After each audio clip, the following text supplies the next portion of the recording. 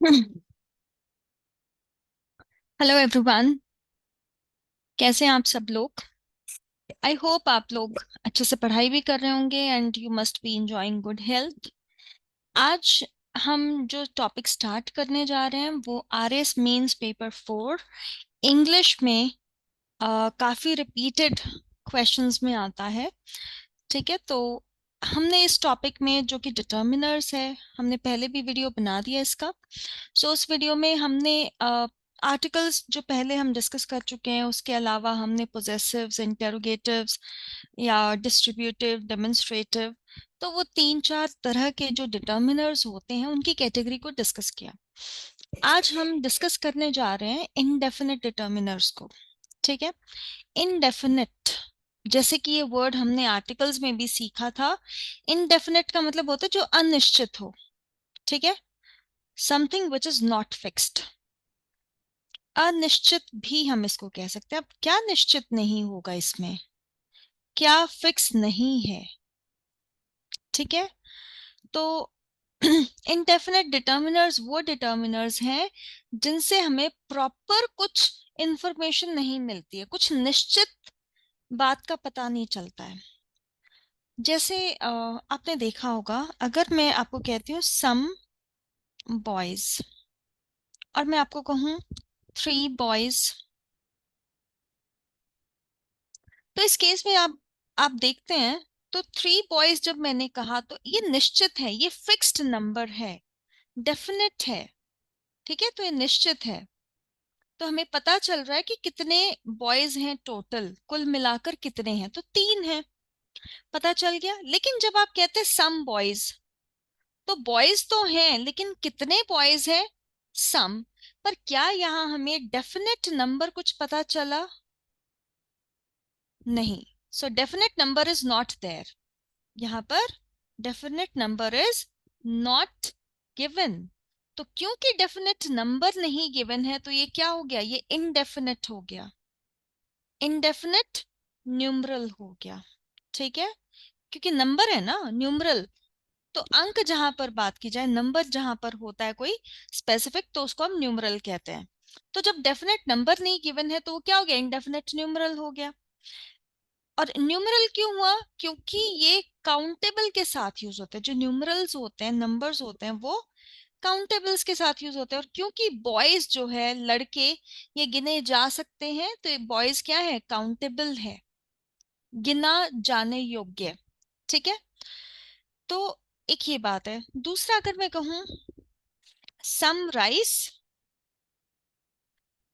और आप यहाँ कहें 1 kg राइस, तो 1 kg राइस में तो भी डेफिनेट अमाउंट है, एक फिक्स अमाउंट है यहाँ।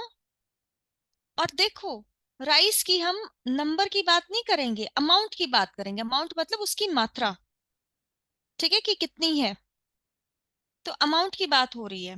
सम राइस में कुछ चावल, पर कितना चावल वो पता चल रहा है क्या? तो जहां हमें अमाउंट नहीं पता चल रही है, अमाउंट इज नॉट स्पेसिफिक। तो जब अमाउंट स्पेसिफिक ना हो, तो वो क्या होगा? When amount is not specific, तो सम का इस्तेमाल यहां एज इनडेफिनिट किसके तौर पर हो रहा है? Indefinite quantifier. क्योंकि जिनका नंबर नहीं होता, उनकी क्वांटिटी होती है, तो इसीलिए क्वांटिफायर इसको कहा जाएगा, इनडेफिनिट क्वांटिफायर।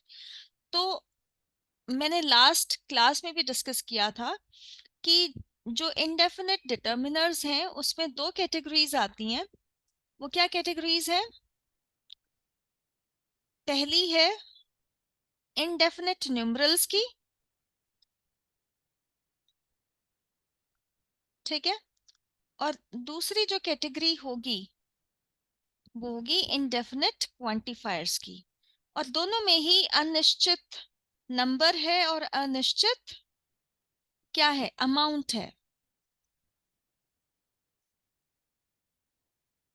तो हम क्या करेंगे, अब इनके एग्जाम्पल्स देखेंगे, इनडेफिनेट न्यूमरल्स के, इनडेफिनेट क्वांटिफायर्स के। और आपके लिए मजे की बात एक बता दूं कि कुछ जो डिटर्मिनर्स हैं वो दोनों में ही आते हैं। जैसे सम, आपने अभी एग्जाम्पल देखा, सम, ऑल, और और क्या होता है इसके अलावा, मोर, मोस्ट, आई थिंक। ये कुछ ऐसे एग्जाम्पल्स हैं जो दोनों में ही आते हैं। सम, ऑल, मोर, मोस्ट, इनफ भी ऐसा ही एक है, अदर है। ठीक है।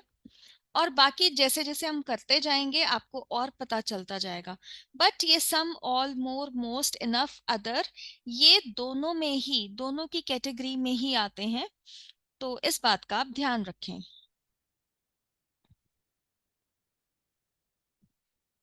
अब आगे चलते हैं।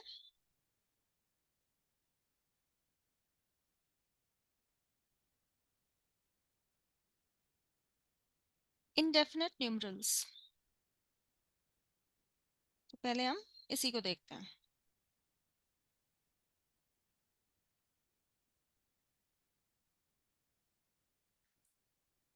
तो इनडेफिनेट न्यूमरल्स किसके साथ यूज होंगे? They are used before countable nouns. Countable noun होना चाहिए उसको, जिसके सामने आप इसको यूज करें। तो होते क्या काउंटेबल नाउन्स? जिनको हम गिन पाए और जिनका प्लूरल फॉर्म हम बना पाए, तो वो होंगे हमारे काउंटेबल नाउन्स। ठीक है। तो एक काउंटेबल नाउन ये सिंगुलर भी हो सकता है और प्लूरल भी हो सकता है, मतलब एक वचन भी हो सकता है, बहुवचन भी हो सकता है। ठीक है।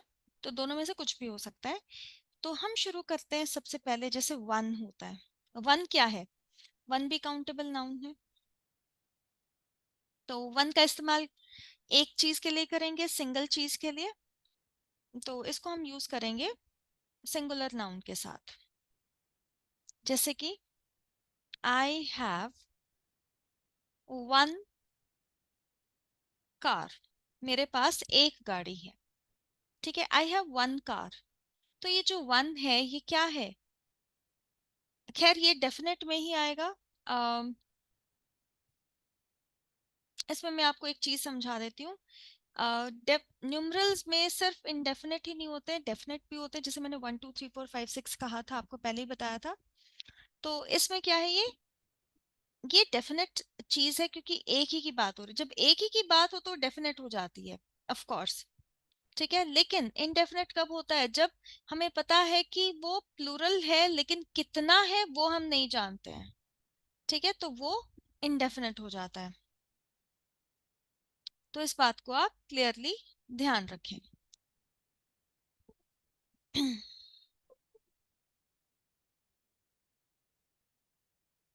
ओके। अब जो नेक्स्ट है वो होगा हमारा इंडेफिनेट न्यूमरल्स में ही, जैसे मैंने सम को डिस्कस किया। सम प्लूरल नाउन्स के लिए यूज होता है, मतलब जो मोर देन वन हो, कुछ। सम का मतलब होता है कुछ। तो कुछ है तो मतलब एक से ज्यादा हुए, more than one, more than two. ठीक है। लेकिन ज्यादा बड़ा नंबर नहीं है। सम का इस्तेमाल बहुत बड़े नंबर के लिए नहीं होगा। Not used with a large number. जब आपको पता है कि एक बड़ा नंबर है, लार्ज नंबर है, तो उसके साथ हम सम का इस्तेमाल नहीं करेंगे। छोटा नंबर होगा, सम मतलब कुछ। ठीक है। जैसे some plants have dried up. Some plants have dried up, कि कुछ पौधे सूख गए हैं। अब कुछ सूख गए हैं, सारे नहीं, और बहुत सारे भी नहीं। ठीक है। अब इसके अलावा सम का इस्तेमाल आपको नेगेटिव या इंटेरोगेटिव में बहुत कम देखने को मिलेगा। ठीक है। लाइक हम ऐसा कभी नहीं कहेंगे we don't have some food, या we don't have some friends. ये ऐसा अगर आपने वाक्य बना दिया तो ये गलत हो जाएगा। कभी भी सम का इस्तेमाल नेगेटिव में नहीं होता है। ओके। सो यहाँ पर आपको क्या बात याद रखनी है? सम is not used in negative sentences. ठीक है, नेगेटिव में भी नहीं यूज होना है। इनफैक्ट इंटेरोगेटिव में नकारात्मक और इंटेरोगेटिव जो प्रश्नवाचक सेंटेंसेस होते हैं, वाक्य होते हैं, उनमें यूज नहीं किया जाता है सम को।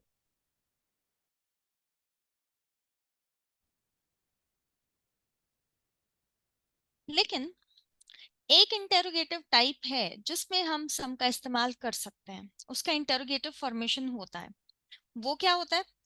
जैसे अब आपको इस बात का ध्यान रखना है कि यहाँ पर ये यूज नहीं होगा, लेकिन जब आप किसी को कुछ ऑफर करते हैं, ठीक है, जब आप किसी को कुछ ऑफर करते हैं, ठीक है, ऑफर करना मतलब आप किसी को कुछ दे रहे हैं, ऑफर कर रहे हैं, जैसे कि वुड यू लाइक, ऐसा अक्सर कहा जाता है कि क्या आप कुछ लेना पसंद करेंगे, चाय कॉफी, कोई गेस्ट आया है ना, so would you like to have something, have some coffee, कि क्या आप कॉफी पीना पसंद करेंगे, so would you like to have some coffee. अब इस केस में जो सम है ये कॉफी के साथ यूज किया जा रहा है, राइट? तो ऐसी ही चीज में हम यूज कर सकते हैं। अब कॉफी तो खैर अनकाउंटेबल नाउन है, हम यहाँ कॉफी की जगह कुछ काउंटेबल चीज का इस्तेमाल कर सकते हैं। Would you like to have some biscuits, है ना, जैसे हम उन्हें कुछ बिस्किट्स ऑफर कर रहे हो, would you like to have some biscuits, वो हम कह सकते हैं। बिस्किट्स तो अब आपको पता ही है कि प्लूरल है, so would you like to have some biscuits. तो ये क्या है, जब हम किसी को कुछ ऑफर करते हैं तो वहां सम का इस्तेमाल कर सकते हैं, अदरवाइज हमें सम का इस्तेमाल करने की जरूरत नहीं है। किसमें? नेगेटिव और इंटेरोगेटिव्स में। अब तीसरी बात, जब सम का इस्तेमाल अगर नेगेटिव और इंटेरोगेटिव में नहीं होता तो फिर किसका होगा? एनी का, ठीक है। तो हम एनी का इस्तेमाल करेंगे। एनी मतलब कोई भी, जैसे हम अक्सर पूछते हैं ना कि क्या आपके पास कोई एक्स्ट्रा पेन है, क्या आपके पास कोई नोटबुक है, क्या आपको कोई डाउट है, तो कोई, तो एनी का इस्तेमाल जो है हम सिंगुलर और प्लूरल नाउन दोनों के साथ कर सकते हैं, सिंगुलर एंड प्लूरल नाउन्स, ठीक है। कैसे? लाइक जनरली पूछने के लिए और मना करने के लिए एनी का इस्तेमाल किया जाता है, ठीक है। क्यों इस्तेमाल किया जाता है? To ask if something exist, कि क्या अगर कोई चीज है, इफ समथिंग एग्जिस्ट, क्या कोई चीज एग्जिस्ट करती है, तो हम एनी का इस्तेमाल करते हैं। मतलब अगर आस्क कर रहे हैं तो ऑफ कोर्स इंटेरोगेटिव सेंटेंस में यूज हो रहा है। उसके अलावा हम नेगेटिव में भी इस्तेमाल करते हैं, to say that something does not exist, ये बताने के लिए कि कोई चीज एग्जिस्ट नहीं करती है, ठीक है, कि कोई चीज नहीं है, तो भी आप एनी का इस्तेमाल करते हैं। कैसे? एग्जाम्पल देख लीजिए, जैसे कि अगर पूछना हो तो क्या कहेंगे? Do you have any colours left, कि क्या आपके पास कोई रंग बाकी है, do you have any colours left, ठीक है। तो ये तो हो गया सवाल। दूसरा, to say that something does not exist, तो आप ये भी कह सकते हैं any I don't have any colours left, कि मेरे पास कोई रंग नहीं बचे हैं। तो इस तरीके से एनी का इस्तेमाल किया जा सकता है। आई होप आपको ये बात क्लियर हो रही है ना? सो ये एनी के बारे में है। इसके अलावा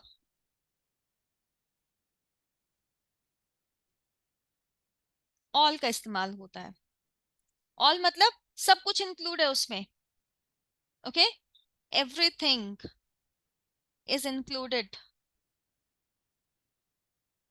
मतलब प्लूरल के साथ यूज होगा, ऑल है तो प्लूरल के साथ। अब एक चीज मैं आपको यहाँ पे समझाती हूँ, बहुत आसान है, जहां सम का इस्तेमाल होता है वहां ऑल का भी इस्तेमाल होता है, ठीक है। ऑल का क्यों यूज होगा? क्योंकि मानो ये क्या है, ये ऑल है और सम इसका जस्ट हिस्सा है। ठीक है, तो ये हो गया पूरा ऑल और ये हो गया सम जो कि कुछ। बात समझ में आई? तो इस पूरे में से कुछ निकाल लें तो वो क्या हो जाएगा, सम हो जाएगा। पूरा क्या होगा, ऑल। तो जहां सम का इस्तेमाल होता है वहीं ऑल का इस्तेमाल भी होगा। तो हमने क्या सीखा था कि सम का इस्तेमाल हम कहाँ कहाँ करेंगे? सम का इस्तेमाल होगा जैसे कि असम का हमने देखा था कि काउंटेबल नाउन के साथ होगा। ठीक है, तो यहाँ ये भी काउंटेबल नाउन के साथ ही जा रहा है। It is also used with countable nouns, वो भी प्लूरल। ऑल का सिंगुलर के साथ कोई काम नहीं है, प्लूरल काउंटेबल नाउन के साथ यूज किया जाना है इसका। ठीक है, तो कैसे यूज करेंगे? जैसे कि all the people have arrived, कि सारे लोग आ चुके हैं। All the people have arrived.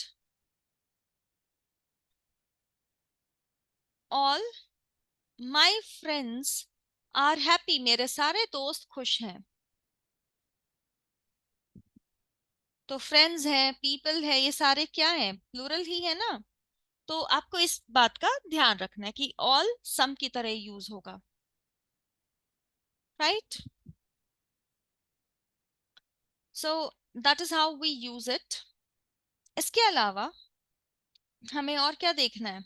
और बाकी और क्या क्या ऐसे न्यूमरल्स डिटर्मिनर्स हैं वो हम अभी जानेंगे। ठीक है,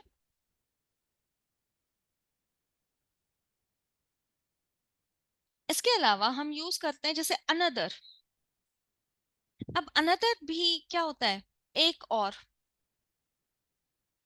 एक और, मतलब वन मोर है। तो ये भी एक ही चीज को रिपीट कर रहा है। ठीक है, जैसे आई वॉन्ट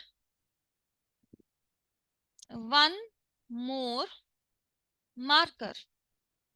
ठीक है, कि मुझे एक और मार्कर चाहिए, वन मोर मार्कर। इसको हम क्या लिख सकते हैं, another. I want another marker. ठीक है, अनदर में एक और बात आती है कि पहले जैसा ही एक और।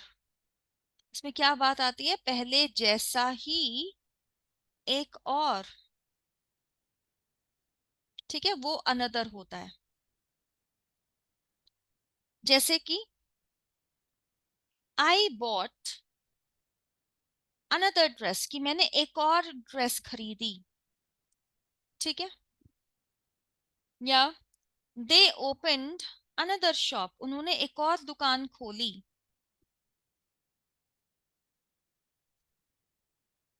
ठीक है, तो इस तरीके से आपको अनदर का भी यूज सीखना है। राइट, तो ये भी काउंटेबल नाउन के साथ यूज किया जा रहा है। तो आप देखेंगे कि जो न्यूमरल्स हैं वो काउंटेबल्स के साथ ही यूज किए जाएंगे। इसके अलावा एक होता है अदर। अदर का यूज प्लूरल के साथ होता है जनरली, सिंगुलर के साथ भी हो सकता है। ठीक है, जैसे अदर, द अदर चाइल्ड। अब the other child is complaining, the other child is complaining, मतलब द अदर चाइल्ड का मतलब है वो दूसरा बच्चा, कोई स्पेसिफिक बच्चा, द अदर चाइल्ड। तो यहाँ ये क्या है, ये स्पेसिफिक बच्चे को डिनोट करता है। जब आपको ऐसा कोई सवाल आए कि आपको कुछ वो स्पेसिफिक शो कर रहा हो तो आप द अदर का इस्तेमाल कर सकते हैं। ठीक है, the other child is complaining, कि दूसरा दूसरा बच्चा शिकायत कर रहा है। ये हो गया सिंगुलर के केस का। अब अगर हमें इसको प्लूरल में यूज करना है तो अब क्या कह सकते हैं, अदर टीम्स, दूसरी टीमें, other teams have performed well, कि दूसरी टीमों ने भी अच्छा परफॉर्म किया है। Other teams have performed well too, ऐसे। तो अदर का इस्तेमाल प्लूरल के साथ भी हो रहा है और सिंगुलर के साथ भी हो रहा है। इसके अलावा हम यूज करते हैं फ्यू। फ्यू का मतलब होता है कुछ, कि सम का मतलब भी तो कुछ होता है, लेकिन फ्यू मतलब बहुत थोड़ा नंबर, बहुत कम। ठीक है, मतलब एकदम ना के बराबर, ना के बराबर। वो क्या होता है? वो फ्यू होता है। जब ना के बराबर की बात की जाए तो वो होगा फ्यू। ठीक है, लाइक आपके पास पैकेट में 50 क्या थी, चॉकलेट्स थी। ठीक है, अब उसमें एक दो पड़ी हैं, तो आप क्या कहोगे? I have few chocolates left. I have few chocolates left, कि पहले 50 थी और अब सिर्फ एक दो हैं। तो वो एक दो वाला नंबर बहुत छोटा नंबर है, बहुत कम है, तो इसलिए हम कहेंगे I have few chocolates left. और ये भी नंबर को ही डिनोट करता है। अब देखो, इसमें एग्जैक्ट नंबर नहीं है फ्यू में, वो मैंने एग्जाम्पल के लिए आपको दे दिया कि एक दो चॉकलेट्स बची हैं अगर, तो आप फ्यू का इस्तेमाल करेंगे। तो फ्यू का इस्तेमाल ऐसी ही जगह पर होगा जहां वो बहुत छोटे नंबर की बात कर रहा होगा, पर नंबर एग्जैक्टली नहीं गिवन है। ठीक है, ये बात भी आप बहुत ध्यान से अपने दिमाग में बिठा लीजिए। ओके, तो मैं यहां लिख देती हूँ, exact number is not there, is not given, लेकिन बहुत छोटा नंबर है, इस ये बात जरूर है। तो ये हो गई फ्यू की बात। अब क्या होता है, फ्यू के आगे हम आर्टिकल अ लगा देते हैं, तो अ फ्यू बन जाता है। अ फ्यू का मतलब भी कुछ होता है, लेकिन अ फ्यू बराबर होता है सम के। तो जैसे सम मतलब दो से ज्यादा है, बहुत बड़ा नंबर नहीं है पर हाँ कुछ है। तो अ फ्यू भी कुछ उसी सेंस में यूज होता है, कि वो थोड़ा सा पॉजिटिव सेंस में है, कि जब जो नंबर है वो बहुत बड़ा नहीं है, लेकिन तो भी कुछ तो है ना, like something is better than nothing. तो अ फ्यू वही है, वो समथिंग वाला ही है। ठीक है, तो पॉजिटिव सेंस में इसको लिया जाता है। जैसे आप कहेंगे,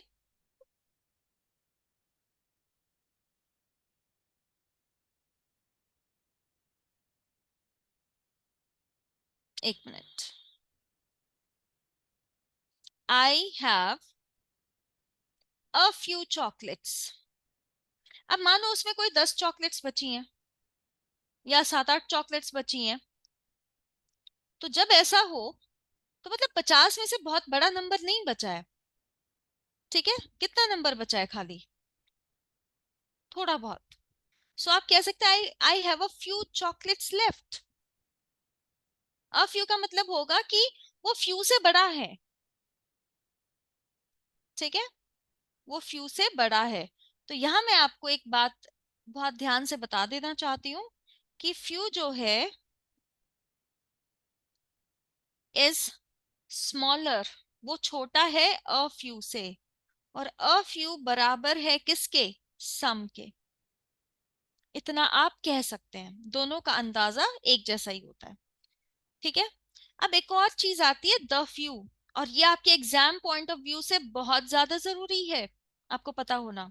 द फ्यू मतलब द दी आर्टिकल का यूज हो रहा है, मतलब स्पेसिफिक है, लेकिन फ्यू है तो स्मॉल अमाउंट है। स्पेसिफिक, वेरी स्मॉल अमाउंट, बहुत छोटी अमाउंट की हम बात कर रहे हैं यहाँ।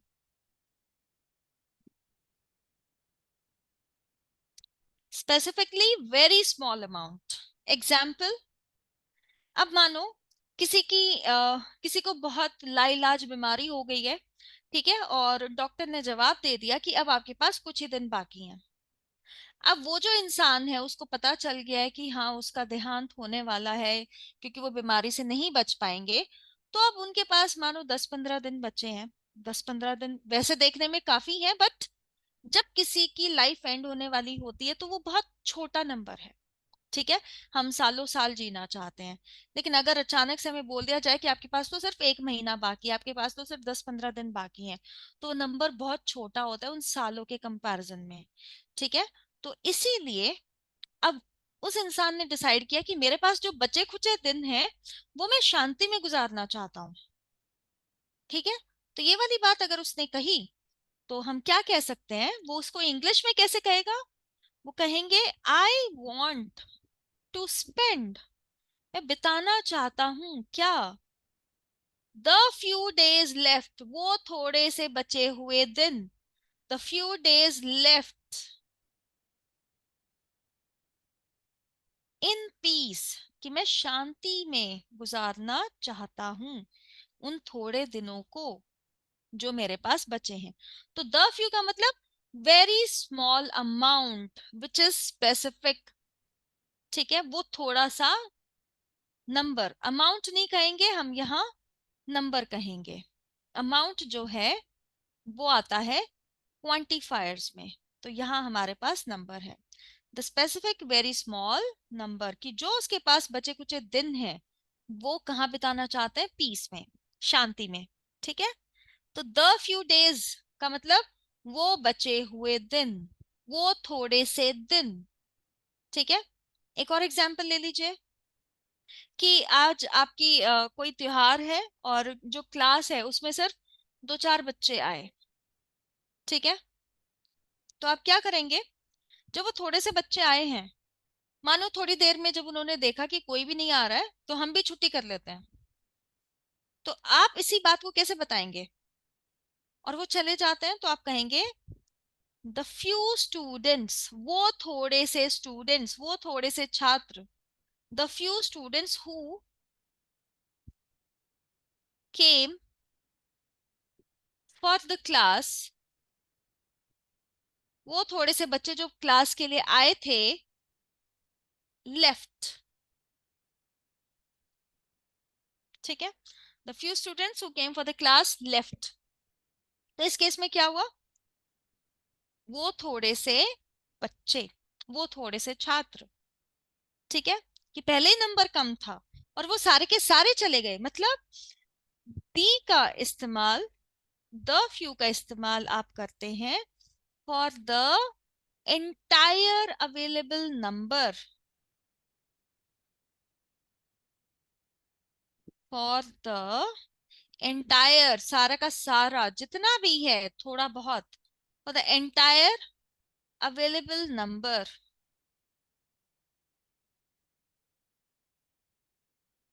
उसके लिए द फ्यू का इस्तेमाल किया जाना है। ठीक है, इसके अलावा हम और क्या यूज करते हैं, मैनी। अब जो मैनी है, मैनी का मतलब होता है बहुत सारा, बहुत बड़ा नंबर, वेरी लार्ज नंबर।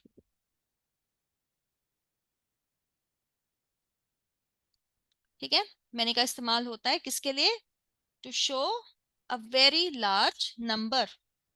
जैसे many trees were planted last year, many trees were planted last year, वहां many का यूज होता है। ठीक है, इसी तरीके से फिर आता है मोर, या मोर से पहले हम एक और बात जानेंगे कि जैसे many है वैसे ही a lot of है, तो जहां आप a lot of देखते हैं मतलब ये भी नंबर के लिए यूज होगा और काउंटेबल नंबर के लिए होगा। ठीक है, काउंटेबल प्लूरल नाउन के लिए। ठीक है, जिनको आप गिन सकते हैं। A lot of Indians migrate to, a lot of Indians migrate to cities every year, कि बहुत सारे इंडियंस शहरों में पलायन करते हैं, बहुत सारे, अ लॉट ऑफ। ठीक है, ऐसे ही होता है मोर, मोर होता है मैनी का सुपरलेटिव डिग्री, एडजेक्टिव्स मैंने बताए थे आपको, तो एडजेक्टिव्स में डिग्री होती है, एक होती है बेसिक, एक होती है कंपैरेटिव, एक होती है सुपरलेटिव। मैनी जो है यहाँ पे ये पॉजिटिव या बेसिक डिग्री है। मैनी की कंपैरेटिव डिग्री मतलब इससे ऊंचा नंबर होता है मोर। तो मोर मतलब एडिशनल नंबर, ठीक है। और ये मैनी का कंपैरेटिव फॉर्म है, मैनीज कंपैरेटिव फॉर्म।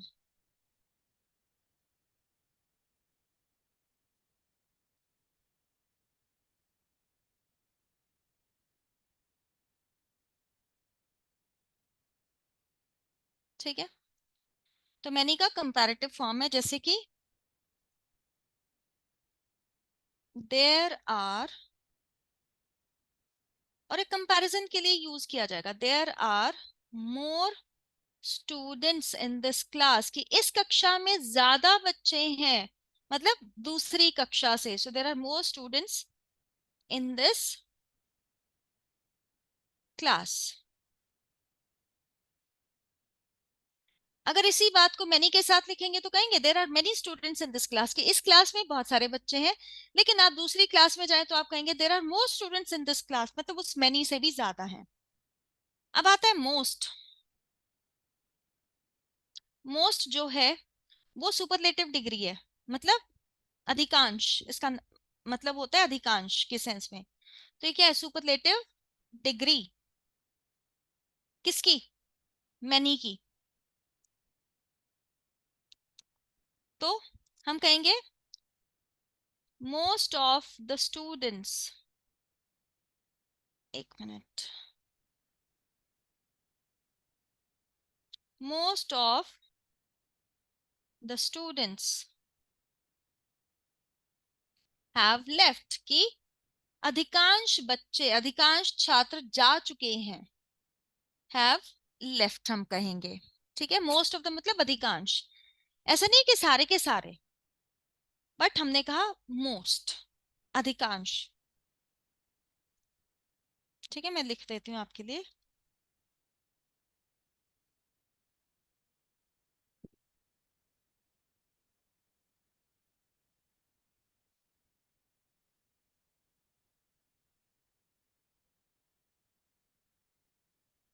ठीक है, so most of the students have left. अब इसके अलावा और क्या होता है, मैनी हो गया, मोस्ट हो गया, इनफ। इनफ भी डिटर्मिनर है, इनफ का मतलब होता है काफी।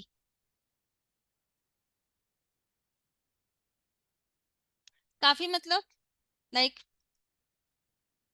There are enough,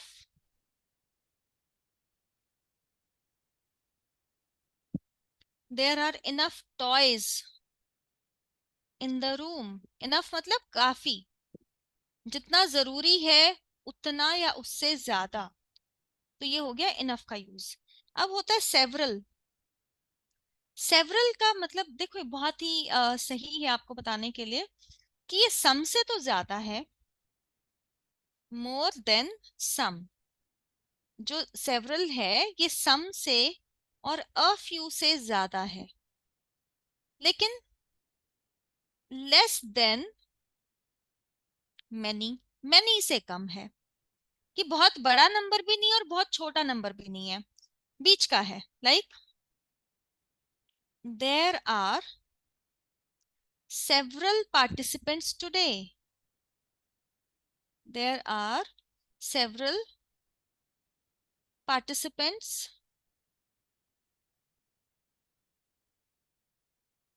there are several participants in this race, कि इस दौड़ में बहुत सारे पार्टिसिपेंट्स, प्रतिभागी हैं। ठीक है, मतलब काफी हैं, काफी सारे हैं। सेवरल, बहुत सारे हो गए मैनी, लेकिन मैनी से कम है सेवरल। ठीक है, इस बात का आप ध्यान रखें। अब इसके अलावा और क्या होता है, और हम ऑलमोस्ट सारे ही कर चुके हैं। ठीक है, जितने भी हमारे डेफिनेट न्यूमरल्स होते हैं या इनडेफिनेट न्यूमरल्स होते हैं, हमने लगभग सारे ही कर लिए हैं।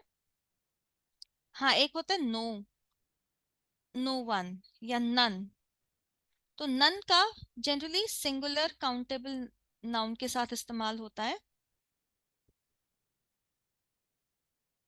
Singular countable nouns.